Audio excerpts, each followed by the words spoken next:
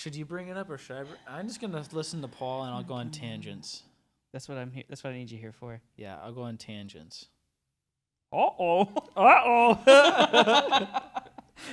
There should be a buzzer for that. Ding ding ding. All right, let's do it.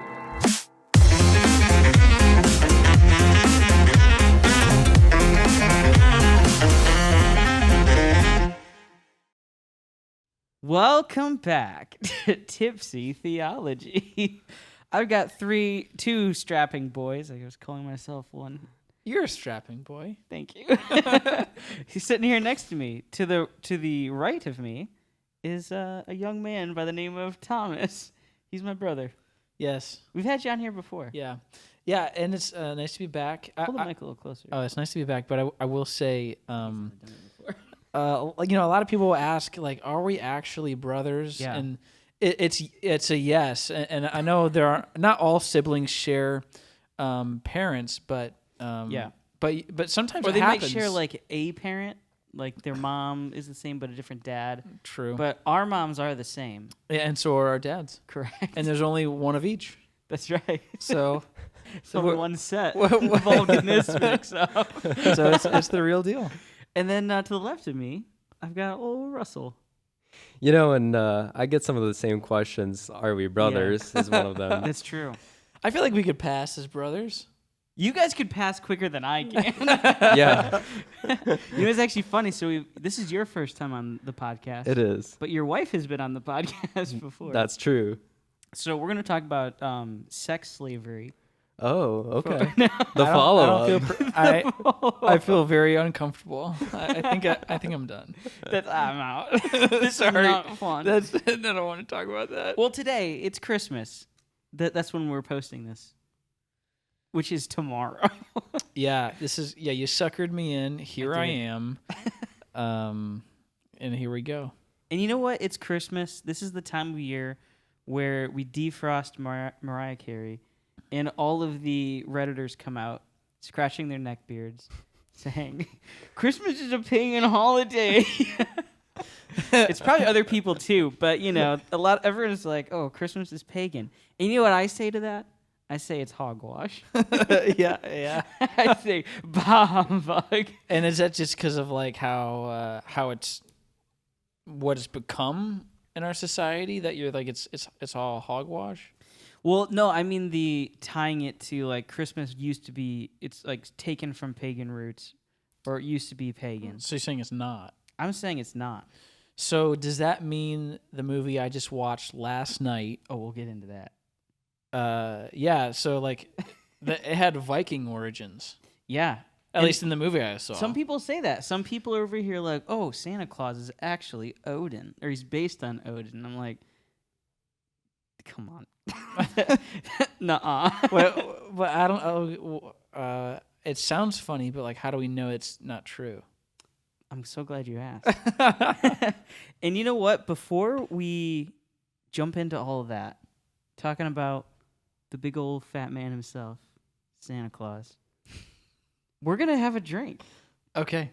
But today, I thought we would do it a little bit different because since, we're talking about Christmas, we're talking about Santa Claus, and Santa Claus was a poster child for Coca-Cola. That's true. And so I was like, let's drink some Coca-Cola. And actually, so I have a little special treat. I've got two kinds with me. I was able to score, it was only 2 bottles of Mexican Coke. And you know what I have next to it? And a lot more of it. Jingle jangle. Is American Coke. Okay. And the first thing that I noticed is the Mexican Coke, the bottles are just better. I mean, they're bigger. They're more slender. They're more this looks like a little pug dog. Like someone stepped on it. Yeah, I feel like it's like what people think it should look like. Yeah. This is what I think of when I think of it. Yeah. Yeah. So, which one do you guys want to try first? We're going to dive into this. Merca. You got to go with the good stuff. Oh, man. America. America. Hey, why are you getting that? Made in China, by the way.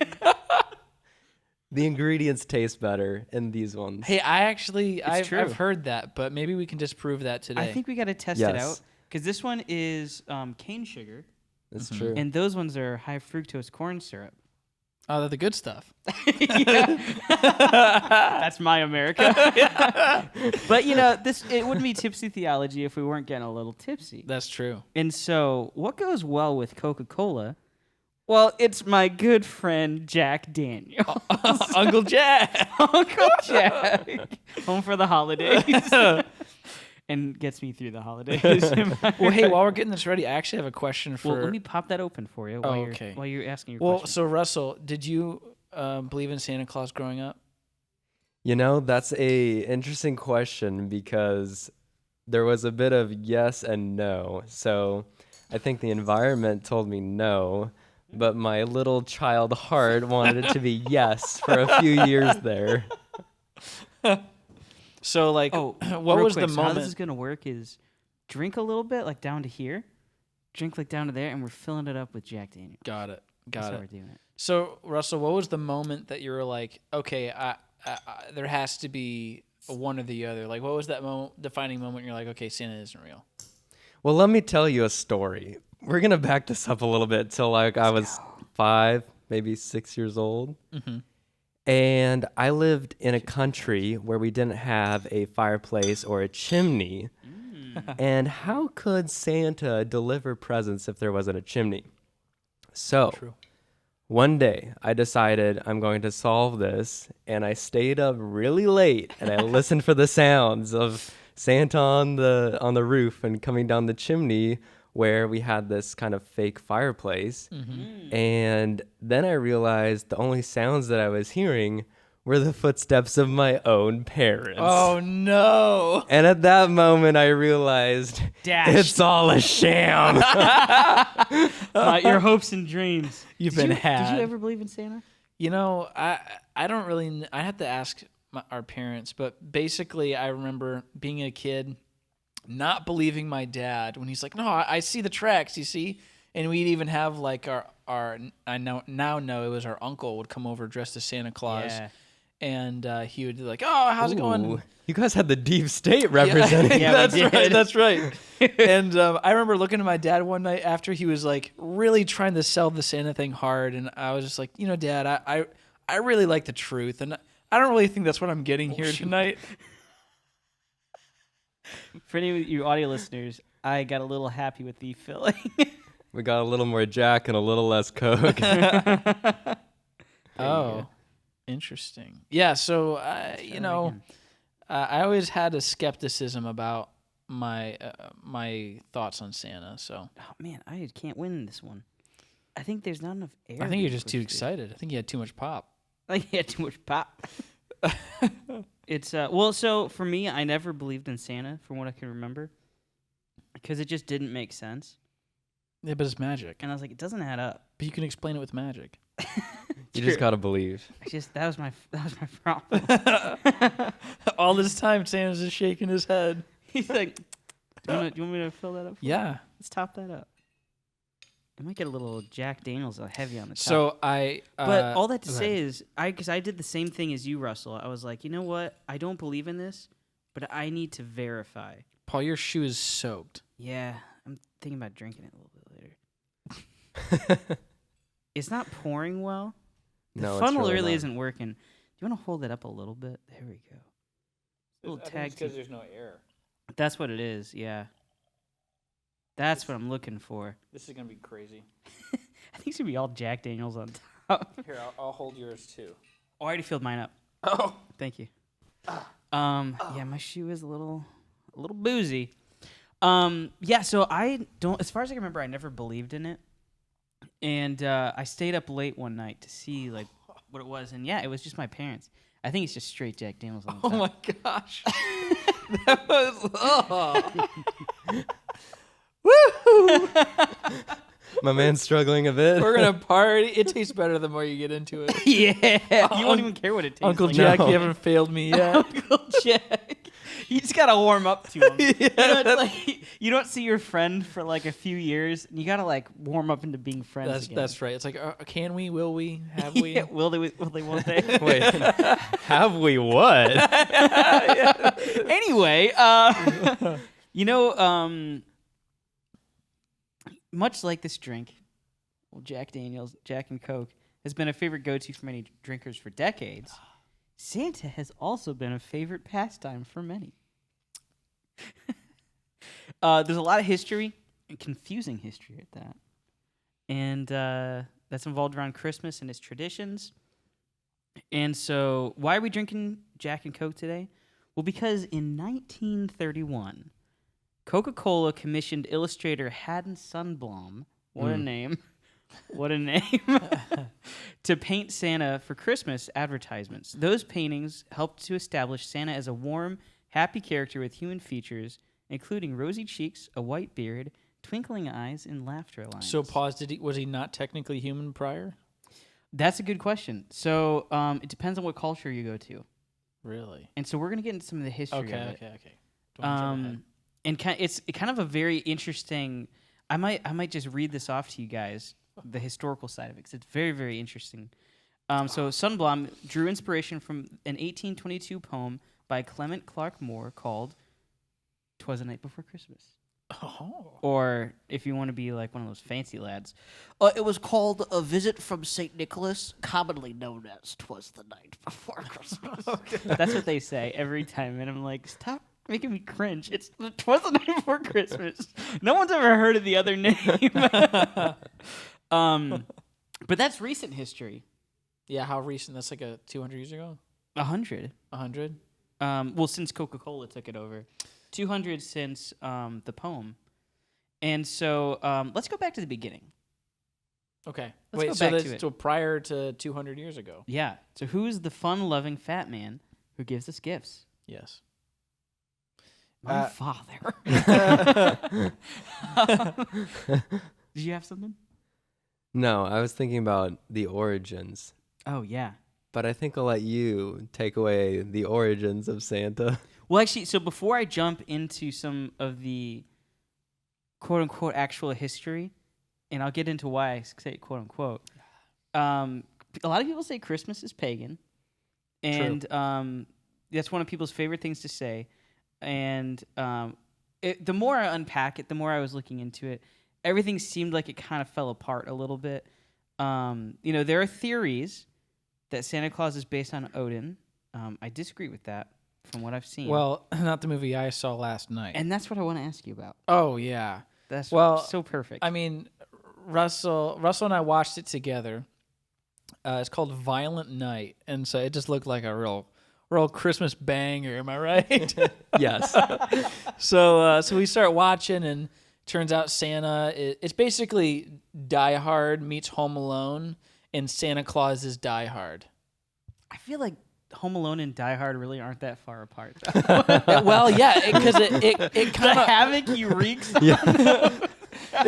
but it's kind of like it was interesting because Santa throughout the movie had this like PTSD, like do I want to be Santa Claus? Who am I really?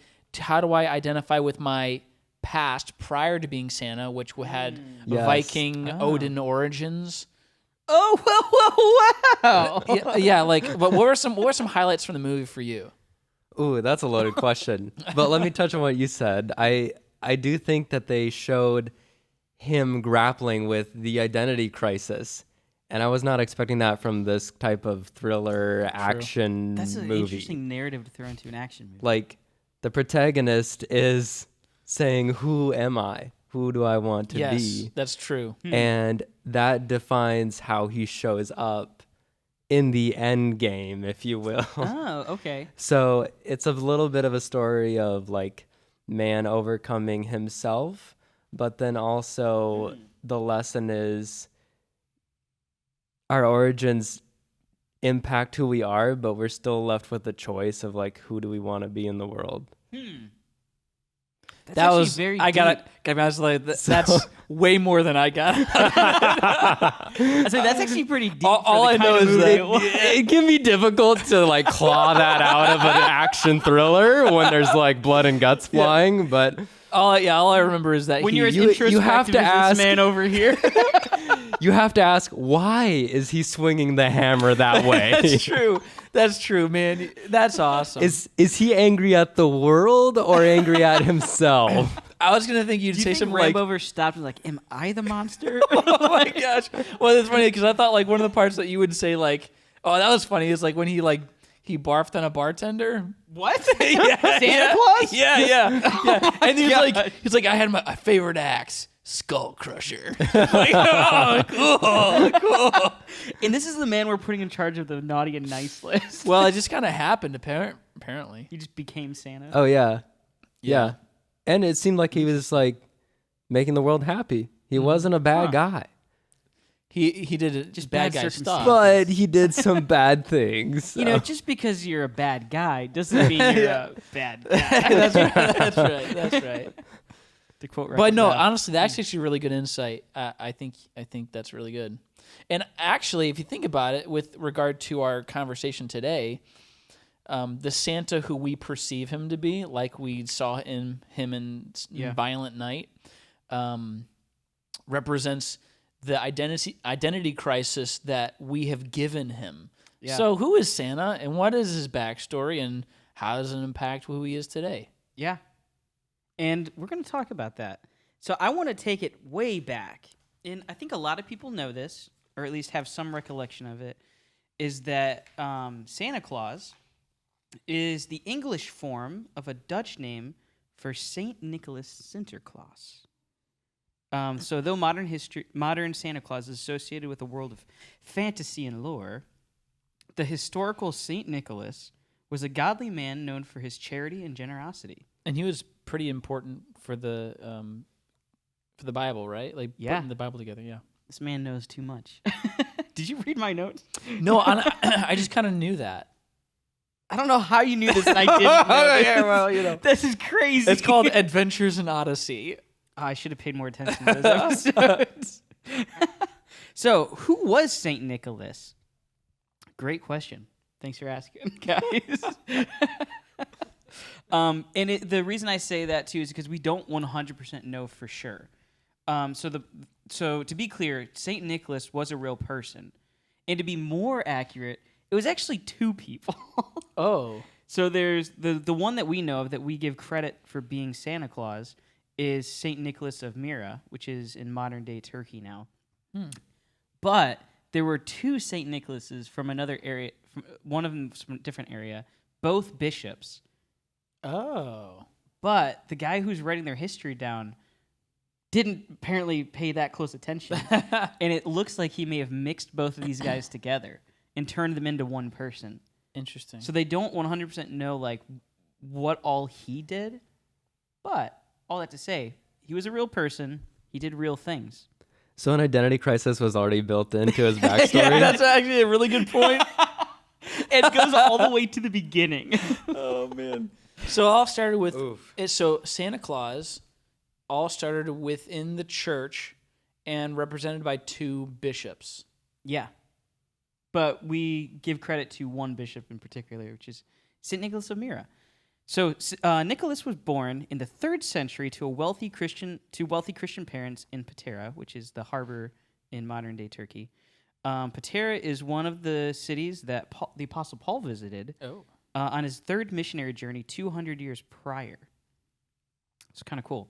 Nicholas's parents were devout believers and long prayed for a child. Nicholas was finally born, and they devoted him to God. As an only child, he was raised with special attention, like most only children. I think they're God's gift.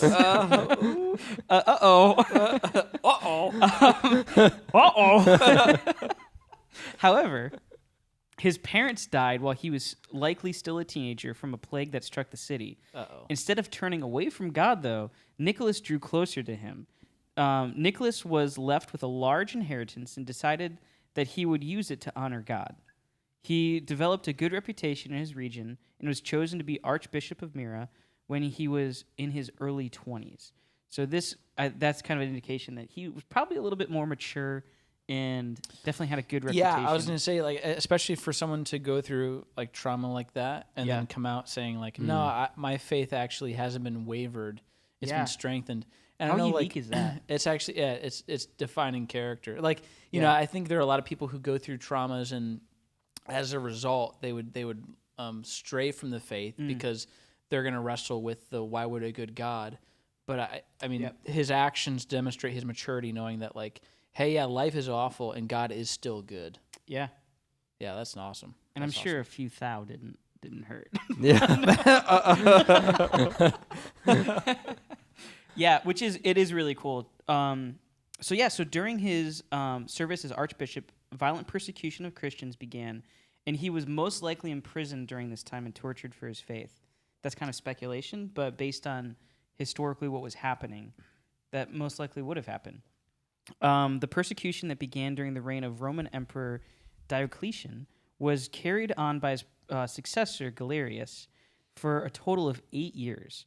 So following Galerius, Constantine claimed leadership of the entire empire and declared Christianity a legal religion in 324 AD. So St. Nicholas was around the same time as Constantine. And this is only 300 years after Christ. Yes. Interesting. Yeah. And so the end of persecution and new religious freedoms created new challenges for Christianity. Constantine recognized the need for unity among Christians. So in 325 AD, which is what you're alluding to, he summoned bishops from all over the empire to meet in Nicaea and discuss critical doctrinal issues. Nicholas of Myra is listed among the bishops in attendance at this meeting. This is where the Nicene Creed was developed. That's huge. A big deal. Yes. So he's not just some Joe Schmo. Are you familiar with the creeds? I am, but I need Okay. a refresher on the Nicene. Not the I know it's- Assassin's Creed, right? No, yes, those games. That's where they were all This is made. where they were written. I'm more familiar with the Apostles' Creed, but they all kind of, I don't remember what the Nicene Creed focuses on off the top of my head. But they all had like different things they focused on. And so it is interesting, and it's cool to see this kind of out of it, is that it wasn't, a lot of the issues may have been issues, but they weren't prominent until everyone could freely practice Christianity. Mhm. And that's when we were all like, wait, what do we believe?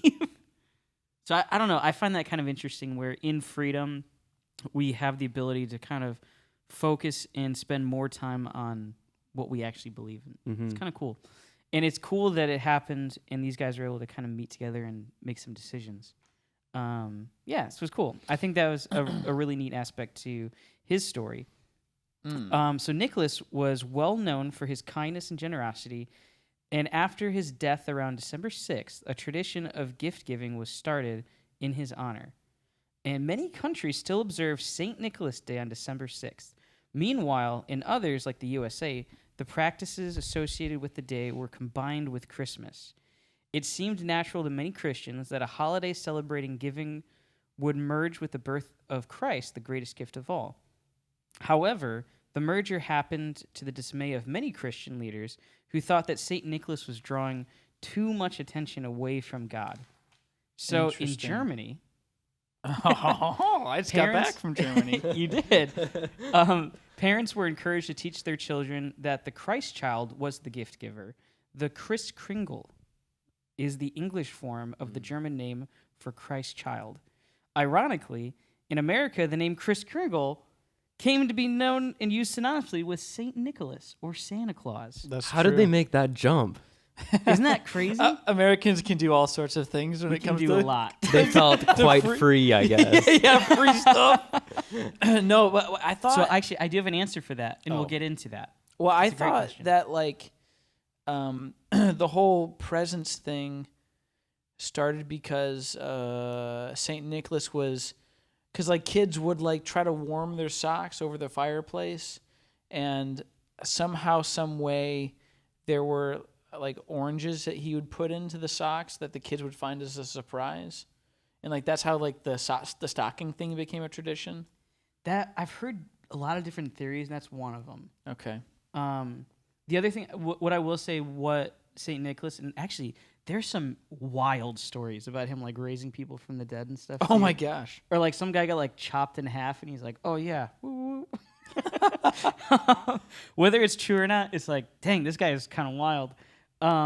So I guess the Story that the similar stories that he is known for, one in particular where this father had 3 daughters and they were all super poor, and I think they wanted to like do something cool, but they didn't have any money. So what St. Nicholas would do is he would sneak down to their place at night and hide a bag of coins under their door. Oh. And so they'd wake up and find all this money, and they're like, "Where did this money come from?" Wow. Apparently, he was known for doing that. So And it kind of like so developed. not only is Santa Claus based on a capital C Catholic bishop, Yeah.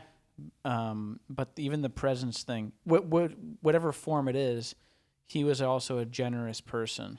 Mm-hmm. And so then the rest of the Western world, particularly America in our case, like just took it on as like a old Saint Nick is the present guy. Yeah. So that's kind of the question that we're all asking now is, so how did that transformation happen from this guy who was a dedicated believer in God, follower of God, and was used to direct people toward Jesus on Christmas? How did he turn into this guy that we know today? Well, yeah, I guess. But the other question I'd ask is, why do other people think he's like based on Odin and other characters like that? So a lot of that is actually because they look at what he is now, the aspects to Santa Claus now, and some of them are very similar to stories about Odin and like other pagan practices. So they take modern retellings of the story and they compare it to. That's it. So like there's no basis for any other than modern stories. There's no historical basis for him being anything other than the Catholic bishop. Yeah, historically there are 0 ties to him and Odin. Wow. Just out of my own curiosity, what are your sources on this? A lot of Reddit. Oh my gosh. Yeah, you can trust that. No, a lot of it is actually there is a lot of Google searching and a lot of just like ancient texts and stuff, reading some of those. A lot of especially the ones that people were referencing, they're like, "Oh, well in this, book you can see where Odin is this." And I went and read it, and then other smarter people read it too. Mm-hmm. And I watched a lot of historians breaking down the ideas. Interesting. So that's cool. I should probably post a lot of them because they're very or at least the links maybe. Yeah. But also I was looking on Wikipedia good. about the Nicene Creed, and just in like the couple of paragraphs I skimmed over, essentially the whole goal there was, hey, there are a lot of Christians out here. They believe a lot of things, but we all know that there's objective truth. And so we're going to gather as church leaders and identify the things that are absolutely true. And so cool. They're responsible, which is also probably where the canon in the Bible kind of then stemmed from, because it was that same council. Here are the things that are fundamentally true about our faith. And then they start weeding out, based on what's true, then they start weeding out the things that are false or outrageous, I guess, in terms of consistent. Like they look for consistency. I don't know, whatever. But no, that makes again, a I lot just of skimmed sense. it. But that's cool. Yeah, I should do an episode about the creeds. That'd be kind of cool. That'd be a good episode. That would be, just to get a little more context on like. Yeah, absolutely. Also, how we transitioned from like the Acts and the early church to the medieval era, and then how do you get to now? Huge. There's a lot of like blind spots basically in the Dark Ages. It's very true, and that's kind of the unfortunate thing, and we see that even with Christmas, is that because of how poor a lot of things were cataloged, it's hard to really know for sure. And we kind of have to base it on some very abstract things. Like even this one isn't, maybe next year I'll do it on a Christmas tree. But even that one is an interesting one where it's like I think it was in the 1400s is when the first Christmas tree was officially done. It wasn't in Germany? It was, yeah. And one of the reasons they know that is because of tax code. He's on fire. This man, he just throws Germany out for everything. Germany. Oh, I believe Germany. Can I have one for Germany, please? What is Germany? That's a problem. Yeah, right. I've noticed this man. Sauerkraut. It's underrated. Don't let them tell you different. But yeah, so even with that, it was based on tax codes Really? and different laws that were put out. They were able to break it down and look through other and be like, oh yeah, that makes sense for where like No this way. probably came from. Wait, so like There's some super nerds out there. wait, so people, so you're saying that the origin of a Christmas tree started in Germany and it was for nothing less than a way of managing your taxes? Oh no. They just one of the ways that they can put a date on it is there was a law that was passed and was like, hey, stop chopping down all the trees. Oh, that's nuts. Yeah. That's whoever figured that out is a super nerd. There's some proper dweebs out there. No, like, am I interested? Yes. But I just don't want to be the guy that figured it out. So, Do you think like they had a moment where he's just like glasses down, like this changes everything? Yes. Mother of God. He's been on a 3-year journey and he finds his answer. I got my scoop. got my big break. he's on the phone with his sponsor, like, I don't know, Daryl. I think it's going to be, no, just give me, I just need 3 more days. Yes, exactly. I just need a little more time. Like the loan sharks come after him too. It's like, hey, I let you that money for that research. How's it going? I'm looking through the tax code now, man. It's every treasure hunt movie ever. Yeah, I need right. 5 more days to find the gold. You And have then 24 hours. we're in the Antarctic. I found the Charlotte. He did it. I love Nicolas Ben, Cage. you did it. He did it. Wait, is there a Nicolas Cage Christmas movie? There needs to Oh, be. there should be. Or he was in a Christmas film. Is it still recording? It is. Okay, cool. I don't know. Willy's Wonderland was a gift to me. I mean, I felt like Christmas all over Never again. done as a gift. Oh my gosh. So back to the old fatty boy. Yeah, so the don't know why I love calling so him the that. question before I interrupted your question pick. was basically how did America create him into who he is today? Yeah. So how did this happen? So so this is actually kind of the part where I don't go with the claims on the pagan side of things. The mythology of Santa Claus is different from culture to culture, which you experienced some of that as well in Germany. Yeah. Yeah. Keeping that to yourself now. Why Why did he shut down all of this? Yeah, that was really interesting. Actually, you know what? So yeah, because we're in Austria. We were in Germany, then we slid down to Austria. When I lived in Austria. Is that what I said? No, you should though. Oh yeah. Back in my day. Well, how long did you live in Austria? 3 days. Yeah, it was all it was enough. I got it. I got the gist. I got the gist. No, but like what was interesting is I had no idea. They have this like 3-day like tradition where the first day the witches come to town, and like all these communities all over Austria have these like gypsy witches, quote unquote, like roaming through the streets, and they got like these little brushes. They're like brushing kids, trying to like encourage them to be good, because on day 2, I'm gonna say this like a yuppie, Krampus or Krampus, like he's basically Krampus. Yeah, it looks like Satan. Yeah. He's got the horns and he's like hairy and stuff. So cool. He'll come and he's got this basket, and if you're a bad kid, he's gonna snag you up, put you into your basket, and you're never gonna be seen again. Did No that happen way. when you were there? Did he put you Well, it's funny because like they had this huge parade. They had everything barricaded off, and like they had like it was nuts. They had like 900 people dressed up as Krampus. And I get goosebumps every time. so they have these like sticks they're using to whip people.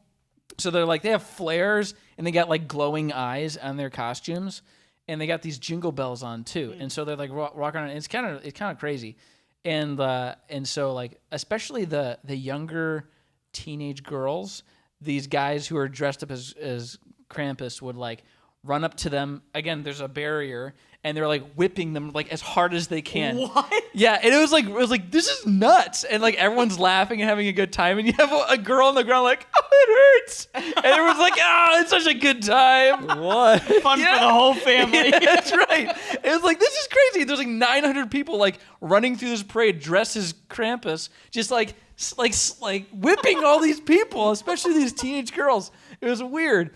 And then, but the third day, you have Saint Nicholas who comes out, and he's legit dressed as a bishop. Now that I'm putting the pieces together. No way. That's so cool. And he's basically like, he's caged Krampus, and he's now giving kids candy.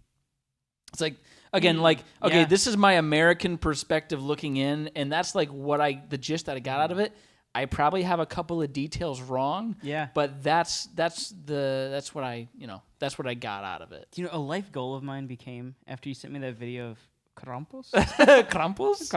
after him going through, I was like, there's just like hardcore metal music being played behind. Yeah, there was. Yes. And I I was like- speakers and flares. It was nuts. I was like, how do I open for Krampus? How do I be the act? Oh man, that's funny. Be like, yeah, can I talk to Krampus's agent? I want to open for him. That'd be sick. But yeah, so it's like even that, it's like it's a whole different way of looking at Christmas. And actually, it's interesting because a lot of the ideas that we get, especially some of our modern ones, originated from Germany, and a lot of the practices and traditions we have. And at the time where that happened, Germany was also very Christianized. So a lot of the practices started there and were created specifically for Christmas and Christianity. So it's kind of an interesting idea. So with all of that said, a lot of the traditions we have around Christmas came from Germany in the 1800s, just like I said. Wow, it's almost like I read my notes. So Santa's reindeer, they fly, right? They fly now. Oh yes. But they didn't fly until 1823 in Clement Clark Moore's poem. Took them that long to figure it out. They could not get it. In that poem, they whisked the sleigh, presumably on the ground, up until that point, onto the rooftop. Sinterklaas's horse didn't ride on rooftops until 1850. Sinterklaas is widely regarded as the main antecedent of Santa Claus. And Jan Schmenkman's classic Saint Nicholas. Oh, sorry, Saint Nicholas and Night. That's a good attempt. I'll stick with it. Nailed Has a it. bit about him riding his horse on the roofs. If it's earlier than so there's been no evidence basically of nothing before that. And the book dates to 1850, more than a quarter of a century after 'Twas the Night Before Christmas. So the celebrations didn't start to become mainstream until 1870s or so. All of the mythology of Santa flying is 19th century in origin. Moreover, the detail about rooftops leads me to suspect influence of Moore's American poem. And so to kind of put a little thing into Odin's idea, so Odin's horse, a lot of people claim that he flew, but he actually didn't fly at all.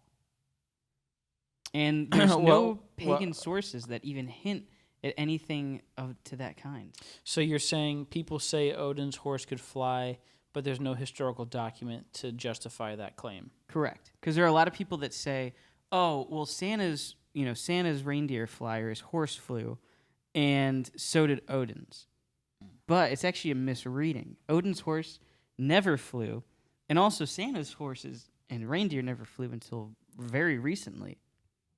And so there's a lot of interesting things with that that even go just further and further into it.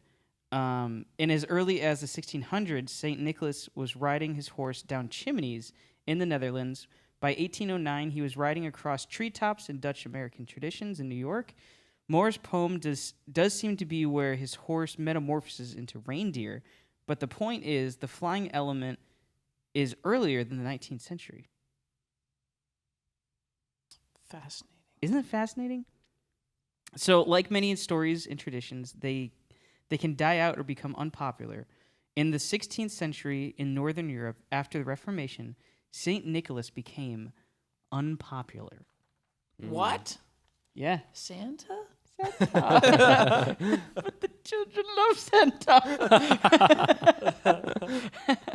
So, however, though, in the early 1800s, writers and poets and artists, we've talked about a few already, another one is such as Washington Irving, rediscovered the old Dutch stories about St. Nicholas. And in their new and reworked stories, St. Nicholas, Sinterklaas, became Santa Claus. But wait, why was he unpopular? So it's kind of, they didn't really say, I wasn't able to see anything like why specifically, but it's kind of like how, we've got jokes that kind of come and go. That was the same thing it seemed to be with this, where it's like people were just kind of like outgrowing the idea of these kinds of celebrations and recognizing St. Nicholas. Oh, so it's not that like something bad happened and people are like, No. I don't like Santa. It's just like, it just wasn't It just wasn't cool anymore. Oh. And so with that, it's like it had a period for a couple hundred years where it just kind of died. Can you imagine like that's a trend? A couple hundred years is a trend. And like trends last like a week here. Yeah, it's true. That's nuts. Yeah, so there was so much history and tradition that happened, and then it just kind of like, no one does it anymore. We've been doing it for 300 years. Kind of done. And then, it wasn't until like Clement Clark Moore, Washington Irving, all these other people found the old stories and heard them, and then kind of reimagined Santa Claus and wrote their stuff, which is where we get who we have today. Oh, interesting. So that's why even like talking about the flying and all this and that all happened in like the 1800s, and even mid to late. Wait, 1800s. so 1823? Is that the year you said? I believe so. For his poem, And that's when the revitalization of Santa? 1822. 1822. So 1822, that's 40 years before the Civil War. Yeah. And so there's the War 1812. That's nuts. And a lot of it came from Germany, too, because I believe they were the ones that celebrated it mostly. Mm. And even the ideas of, like, all those things that kind of surrounded. Wow. Makes you think, doesn't it? It does. I was trying, when I hear those years, trying to pinpoint it to other events in history. Yeah. Helps me, create a picture of, the world they were in. Mm. Yeah. Man, any other, historical dates you can think of around that time? Sorry, what era between 18? Like the... Around 1822-ish. Yeah. Yeah. I mean, the biggie is Civil War 1862 or so, but it's hard. I think that's kind of an empty spot between late 1700s, birth of the U.S., moving into 1860s. I mean, you think about that. The late 1700s, and then 50 years later, we've got Santa that gets revitalized. Yeah. Yeah. Why then? Right. Yeah. Well, even talking about the birth of the Christmas tree in the 1400s, that was around the same time that Christopher Columbus discovered America as well. Oh, whoa. Yeah. Wow. That's crazy. Yeah. Isn't that wild? So it's a tradition older than the colonies. That's kind of a crazy It's kind of crazy, right? You're both looking at me I thought you were going to And? laugh at something because I misspoke right there. No. I was deep in introspective thought there. He's in a whole other place. The Industrial Revolution was 20? Actually, It was 1820? early 1800s. Early I'm 1800s. looking this up. Whoa. That's- Actually, that's huge. That's when they built the conveyor belts know and what? That the makes farming sense. equipment and steam powered coal machines and that makes a lot of sense. And the reason I say that is because the Titanic I think was 1815. really, Oh, they Yeah, say so, 1760 to 1840 was Okay, so it was a bigger time So during span, that but period, yeah, though, it was maybe it was in that time. so And it makes sense though, because you think when it comes to art really can't happen when everyone has to be a farmer. art went to die in the Industrial Revolution. Well, I think that's kind of where it kind of came out of too. When you look at us like American artists and American poets, It's like there really aren't any until, a period of time where we're kind of established. Richard Wagner, modern composer, early 1900s. But yeah, I get what you're saying. Yeah, It's yeah. like there's this big dead spot Yeah. where there's no creativity or no like Because we're just fighting art for our production. lives. Yeah. Yeah. Yeah, it's hard to paint when you're in the coal mine 7 days a week. It's- Yeah. So so that paints a Oh, cool man. picture when you add the Industrial Revolution into this, where you have people that are doing something new, and then here are these hipsters that are like, oh, I found this old Dutch poem. Check this. That is out. such a hipster thing. Right? Yeah, that's true. Freaking hipsters. So I mean, what's the takeaway here? Like I'm so glad you asked. I think I need to have you guys on the podcast all the time.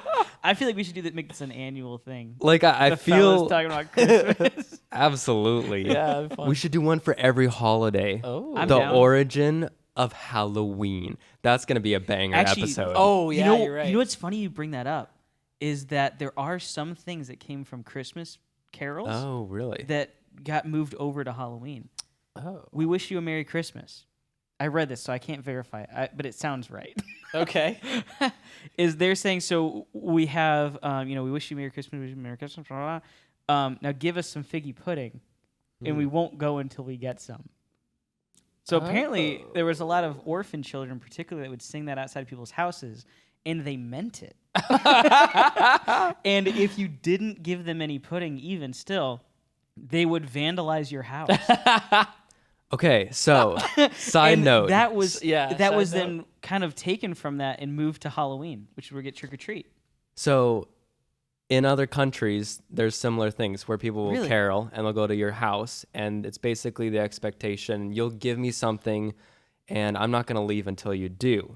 So I think it's maybe handled a little bit more like as a fun holiday tradition, but people Yeah. will literally show up at your house and carol the song that you weren't asking for, and they either need like a holiday treat or some cash or something, and that's the tradition. They won't leave until you do that for them. You know what makes it even funnier is now it makes sense for you, like these freaking carolers. Yes.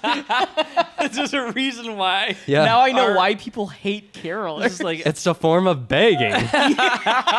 They're just busking. They're begging in the holiday spirit. So you don't want to be a killjoy and call the cops on them. You're just yeah. Freaking carolers outside. freaking orphan kids that need Yeah. some food. That's a How side dare they? That's Oliver a Twist, get out of here. that's an oldie side hustle. I think I we should see bring it it. back. You guys want to go caroling after this? Yeah, good luck, Paul. We would make like $20 and eat some lead. We're in Polk County. We're getting shot at. So, Yeah, we're not gonna leave until you do. Okay, well, maybe we will leave. but it's our second idea. Maybe I'll try next door. So, what's the takeaway? That's a great question. So, the reason that we went from a God-fearing bishop to a magical elf who lives on the North Pole is because we stopped caring. Hold on.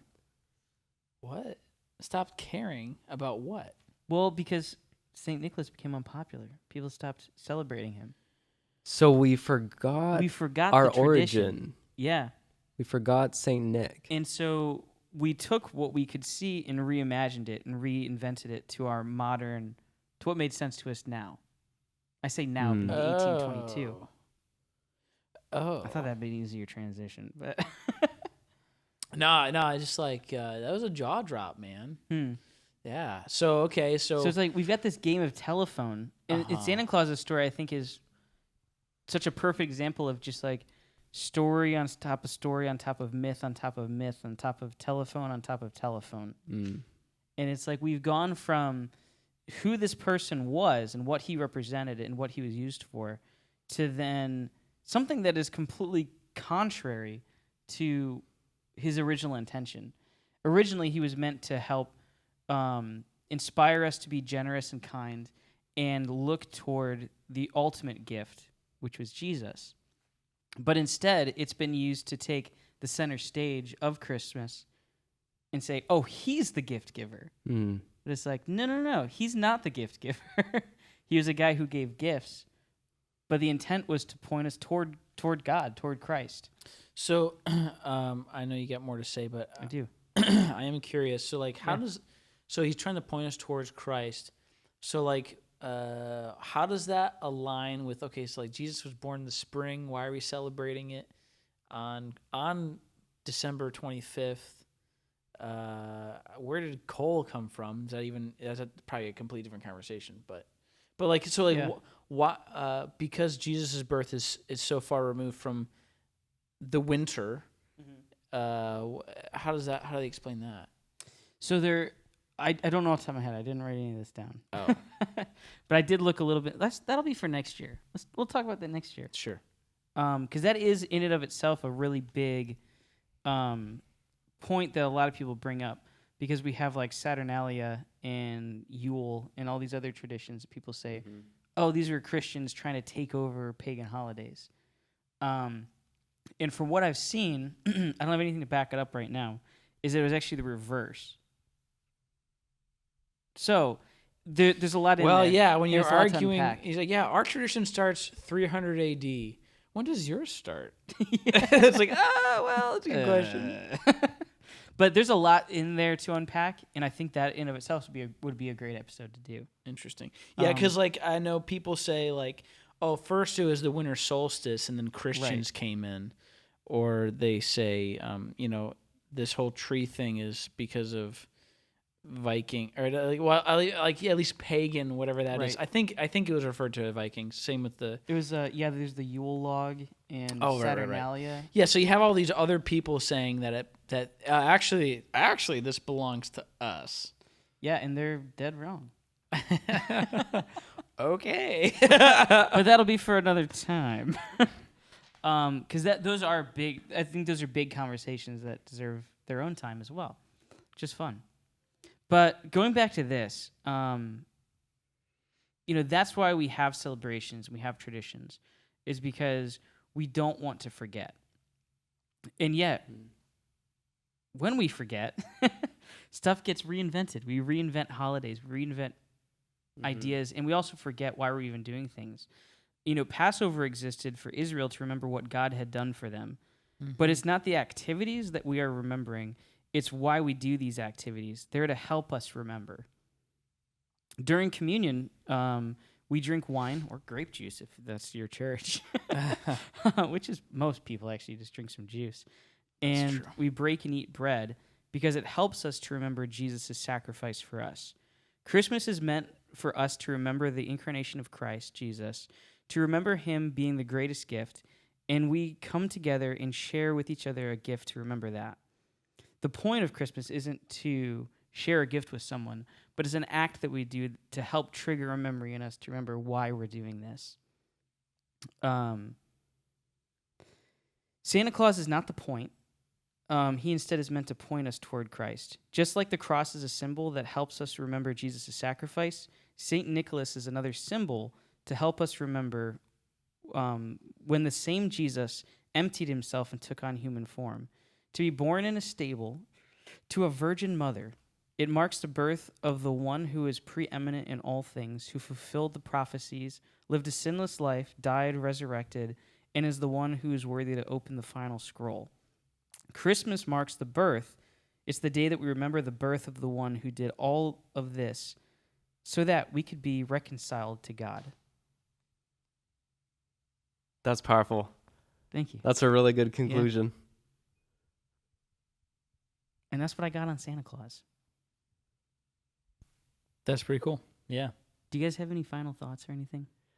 I have a lateral point to this that really, what we were talking about, Santa's origins really triggered this, and something you said in the conclusion. Essentially, through hundreds of years, through the game of telephone, we forgot our origins, right? We forgot what Saint Nick really represented, which was really a picture of the Savior, or Christ. And it reminds me, if you guys have ever seen the movie The Lion King. Never seen it. So, for a little context, the Lion King, there's the character of Simba, right? And he's essentially the son of the king Mufasa, and he gets disbanded from his kingdom, and it's really almost like a coming of age story where he has to find his identity, and there's a turning point when he's out searching by himself where he has dreams of his father, and his father is saying to him, like, don't forget who you are. He's always been a king. He just needs to become the king for himself. And it's a little bit of like the similar story. Like, we forgot who Santa represented. It was never about Santa or gift givings or the tradition. It was remembering Jesus. It was just the symbol to bring us back to that. So I think the big like lesson and takeaway is don't let your identity change. Like, you're still the same person at your core. That's cool. That's a really good point.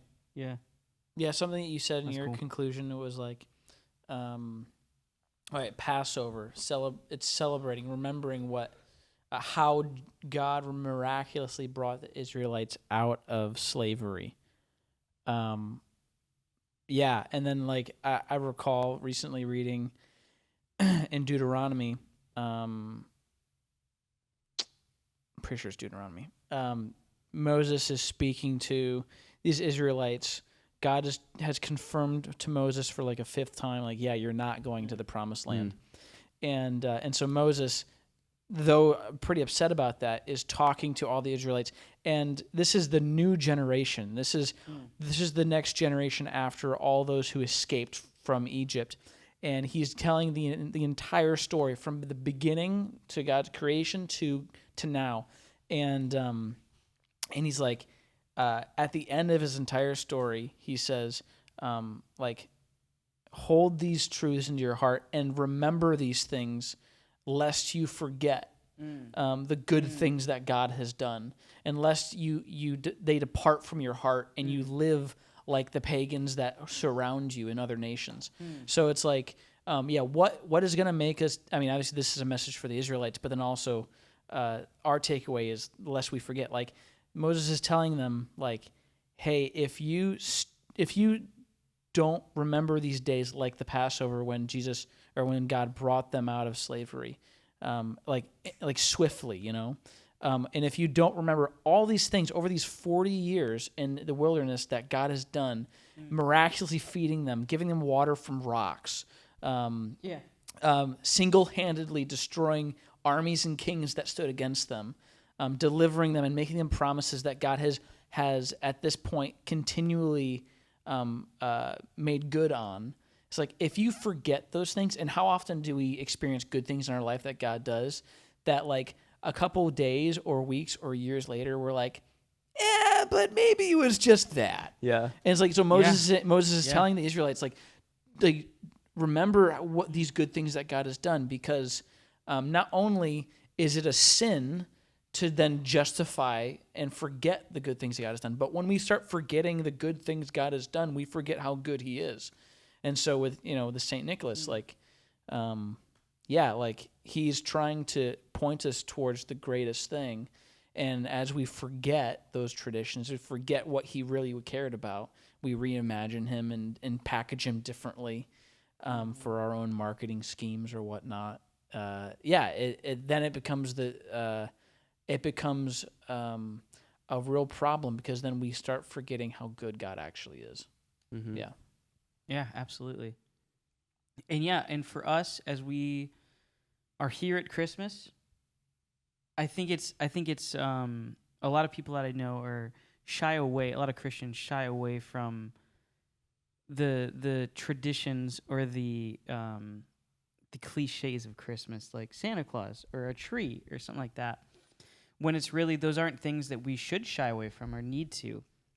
We just have to remember them for what they are. Mm-hmm. And so, how you celebrate Santa? I'm not a parent, so I mean, like, do you tell your kid to believe in him? I think that's up for you guys to decide. But what are they believing in? I think that's the important thing, is knowing, hey, this is who St. Nicholas was. Let's not forget that.